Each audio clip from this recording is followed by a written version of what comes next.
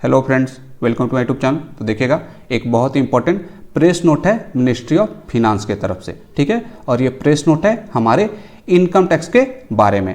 ध्यान दीजिएगा, ये वीडियो बहुत ही इंपॉर्टेंट है, तो बहुत ही अच्छी तरह से सुनना है, ध्यान से सुनना है और लास्ट तक इस वीडियो को जरूर देखना है, ठीक है। हम जितने भी इनकम टैक्स पेयर्स हैं उन सब के दिमाग में अभी बस एक ही क्वेरी है कि सर असेसमेंट ईयर 2021-22 का जो ITR है वो कब से फाइल होना शुरू होगा।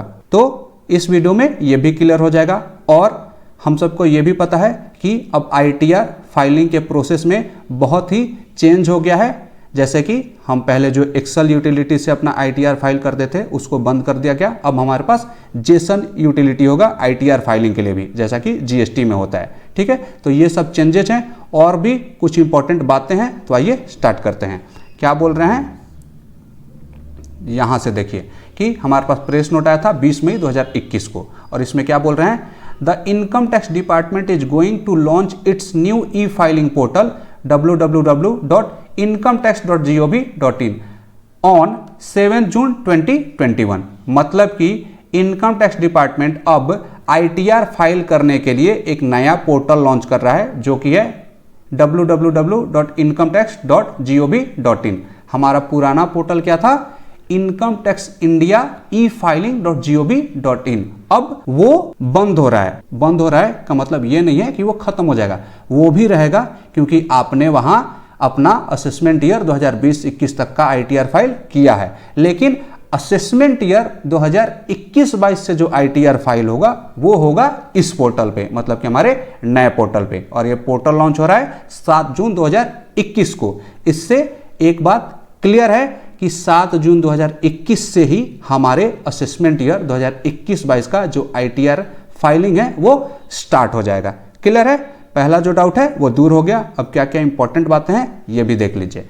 The new e-filing portal is aimed at providing taxpayer convenience at a modern seamless experience to taxpayers. मतलब कि इस नए पोर्टल से जो हमारे टैक्सपेयर्स हैं वो आसानी से अपना जो ITR है वो फाइल कर पाएंगे। इसको और इजी बनाया जा रहा है। आगे क्या बोल रहे हैं कि जो नया पोर्टल है ये बहुत ही टैक्सपेयर फ्रेंडली है। इसमें आपका जो ITR है ये बहुत ही जल्दी प्रोसेस हो जाएगा, और जब जल्दी से प्रोसेसिंग हो जाएगा ITR का, इससे क्या होगा कि आपका अगर किसी तरह का रिफंड है तो वो भी बहुत ही जल्दी से आपके खाते में आ जाएगा।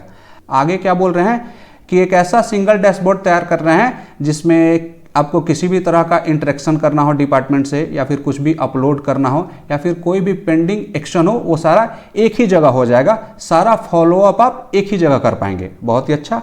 आगे क्या बोल रहे हैं कि डिपार्टमेंट आपको फ्री ऑफ कॉस्ट ऑनलाइन और ऑफलाइन ITR प्रिपरेशन सॉफ्टवेयर देगा। तो ये पहले भी था, जैसे हमारा जो एक्सेल यूटिलिटी था वो सॉफ्टवेयर ही था, तो अब एक्सेल के जगह जेसन यूटिलिटी है उसको ही ये लोग सॉफ्टवेयर बोल रहे हैं। तो आपको जेसन यूटिलिटी का ऑफलाइन सॉफ्टवेयर दिया जाएगा, और ऑनलाइन तो हमारे पास है ही, जैसे हम लोग पहले करते थे वैसे ही अभी भी है। ऑनलाइन फाइलिंग वाला सिस्टम में कोई चेंज नहीं है। और जैसे पहले प्री फिलिंग हो जाता था हमारा ऑनलाइन वाला, वो तो वैसे ही होगा।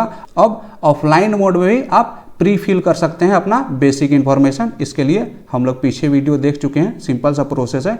पोर्टल पे ही आपके पास एक ऑप्शन है कि प्री फिल्ड इन्फॉर्मेशन आप डाउनलोड करके, और जैसे ही इस यूटिलिटी में खोलेंगे तो आपका जो बेसिक इन्फॉर्मेशन है वो प्री फिल हो जाएगा। चलिए आगे बढ़ते हैं कि क्योंकि नई चीज़ है तो फिर आपको नया कॉल सेंटर भी चाहिए, ताकि जो भी आपको परेशानी हो वो आप पूछ सके। तो आपको ये लोग दे रहे हैं, FAQs भी दे रहे हैं, ट्यूटोरियल्स भी दे रहे हैं, और वीडियोज भी दे रहे हैं, चैटबॉट भी दे रहे हैं, मतलब कि लाइव एजेंट। बहुत अच्छा है।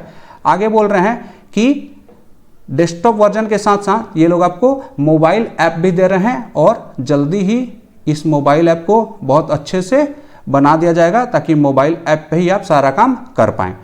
आगे क्या बोल रहे हैं, ये बहुत इंपॉर्टेंट है कि जो टैक्स के पेमेंट का मोड है, मतलब कि टैक्स पेमेंट का जो सिस्टम है कि आप किस किस माध्यम से टैक्स का पेमेंट कर सकते हैं। तो पहले जितने माध्यम थे वो सारे हैं। इसके अलावा देखिएगा UPI से भी अब आप अपने इनकम टैक्स का पेमेंट कर सकते हैं, क्रेडिट कार्ड से भी कर सकते हैं। बाकी नेट बैंकिंग और RTGS NEFT तो पहले था ही, तो UPI ऐड हो गया और क्रेडिट कार्ड ऐड हो गया। ये बहुत ही अच्छा हुआ है, हमें भी टैक्स का पेमेंट करने में अब आसानी हो जाएगा, ठीक है।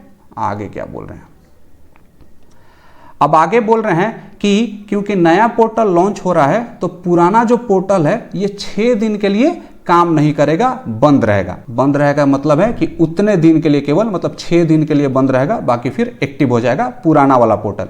क्यों बंद रहेगा ये हम लोग समझ सकते हैं, क्योंकि पुराने पोर्टल से नए पोर्टल में ये लोग डाटा को माइग्रेट करेंगे, मतलब कि दोनों डाटा को लिंक करेंगे। ठीक है, जैसे हम लोग वैट से जीएसटी में आए थे, वैसे ही पुराने पोर्टल से नए पोर्टल में सारे डाटा को ये लिंक कर देंगे, माइग्रेट कर देंगे, ताकि हम लोग अपना पुराना डाटा भी एक्सेस कर पाएँ। क्योंकि हमारा जो ITR-V है, ITR फॉर्म है, सब तो हमारा ऑनलाइन ही होता है, तो ये माइग्रेट हो जाएगा। तो इसमें 6 दिन का समय लगेगा इनके हिसाब से।